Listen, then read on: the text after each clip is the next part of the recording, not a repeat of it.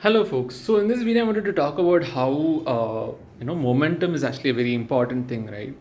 My previous startup that I used to work in, so not my startup, the previous startup that I used to work in. So it was called Togai. It got acquired by a company called Zuara now. And the founder of the startup always he used to talk about momentum, right? He was always like, let's build momentum, and momentum is a very important thing, right? I've come to understand now that momentum is very important in any area of life. It is actually a habit, a skill, a behavior that you can actually cultivate and have, and it'll actually help you across all areas of your life, right? It'll span and pan across all areas of your life, like personal life, work life, and whatnot, right? Say When I say momentum, for example, if you're running, the moment the moment you build momentum, like the moment you actually ensure that you're going forward, you start off, right? You start off and keep going on and on and on. Let's say you run a long run, for example, say 5 kilometers, 10 kilometers and all, right? After some time, actually, you will get used to running longer, right? Like the first 1 or 2 kilometers might be hard, but once you gain that momentum, right? Once you gain that speed, or like once you gain the idea of like, or the energy to actually run and keep running, right? And like keep going on and on, like you actually, if you go for long runs, you'll actually see some people starting off their run even before the event starts. If it's a running event, right, like a marathon event and whatnot, or long run events, people start running way before the start time, right? Because they are trying to warm up their body, they are trying to get used to running, and they are used to running longer, and they're just trying to train their body and mind to ensure that they're already in the mode of running, right? So when the start time hits, it's not like they're just now starting the machine or starting the body and pushing it, right? And usually running events are in the mornings. I've actually gone for a running event even at night at 8 p.m. and all, but usually they're in the mornings at 4 a.m., 6 a.m. and whatnot, right? Or 5 a.m. and all that. People start running even before that. They wake up before itself. They start running and run for half an hour or 1 hour, and they keep their body warmed up, and they keep it trained and ensure that the body is now used to running. And now when the start time hits, they're just continuing their existing run, and they, with that momentum, they just keep going with that momentum, right? But let's say someone like me who is a newbie who just started running. Let's say the start time is 5:30 a.m. Someone already started their run at 4:30 or 4:45 a.m. and they started running around simply in the place where the event is going to start off. They're just running around here and there simply at a normal speed, or at a really high speed, or a mix of those, right? And I start off my run only at 5:30 a.m., which is the official time. My body will feel a bit lethargic, a bit lazy. It'll only then start waking up. My body will only then start energizing slowly. And once you, so some people talk about how you have to put in some energy to get energy, right? It doesn't make sense in some ways, because if you think logically, or if you think in terms of science and all, energy, people also talk about how energy can neither be created or destroyed. It can only be uh, transformed from one form to another and all that. But then in when you see the body's energy and your mental energy and all that, a lot of times you need to spend some energy and put yourself into action to actually have some energy, like get some energy, gain some energy, right?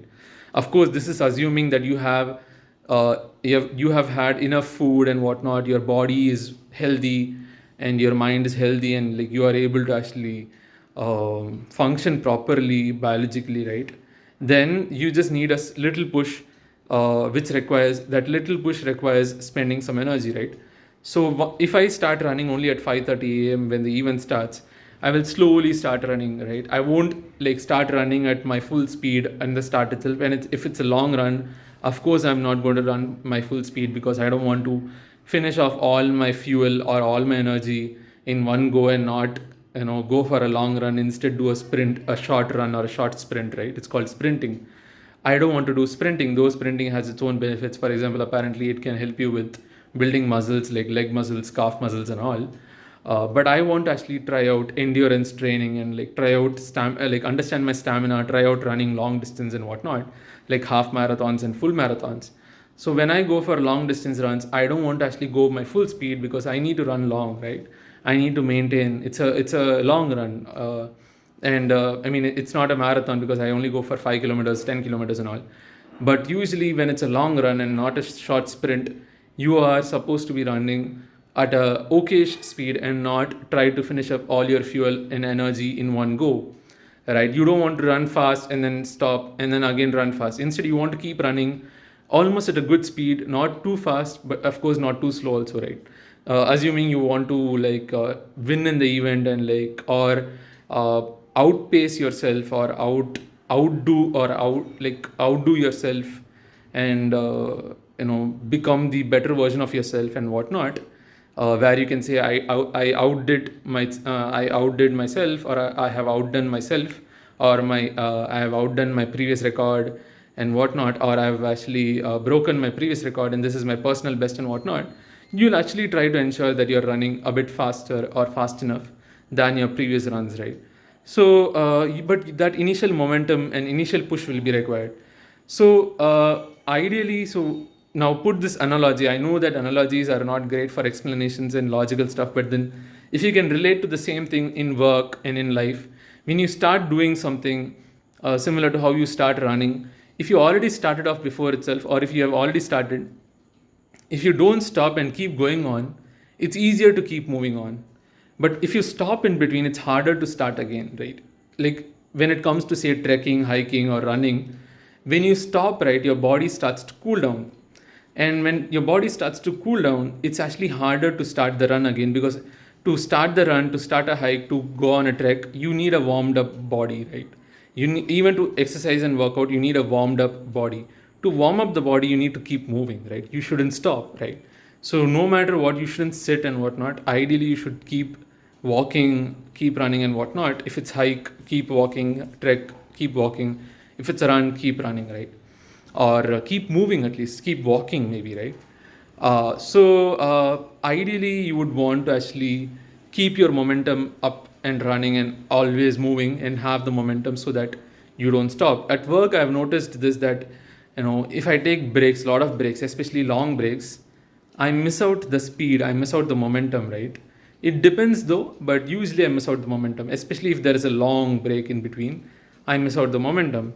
But of course, if I note down all my thoughts and ideas and all this stuff and then go for a break because I'm tired or whatever, maybe it'll help.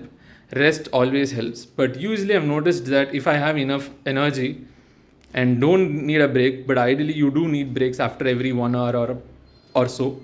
So if you do take a break, try to ensure that you get back soon. But of course, I'm a software engineer. I need to take breaks, or else I'll keep sitting 8 hours a day and not move at all. And momentum will be great, but I will never move, right?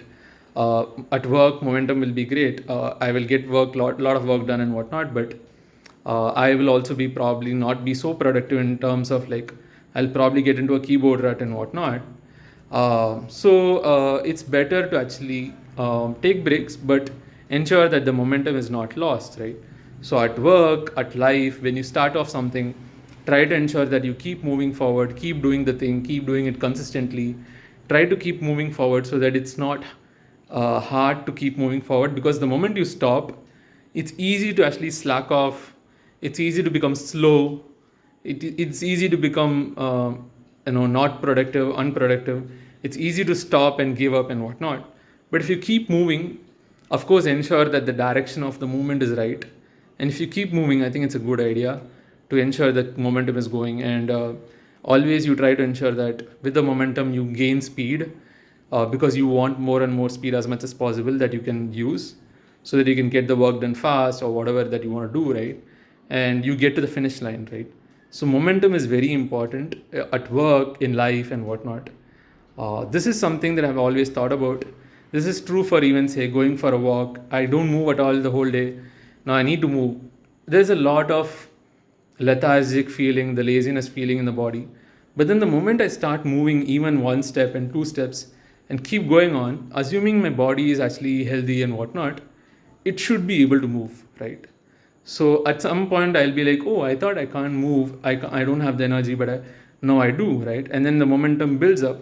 I can go 1 kilometer. The moment I go 1.5 kilometers, 2 kilometers, I'll probably feel like I can go 3 kilometers, depending on how much energy I have, right? So the momentum just keeps building, right?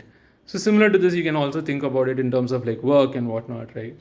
So yeah, I just wanted to talk about how momentum is actually a great habit, skill, and behavior to have, and how momentum is important.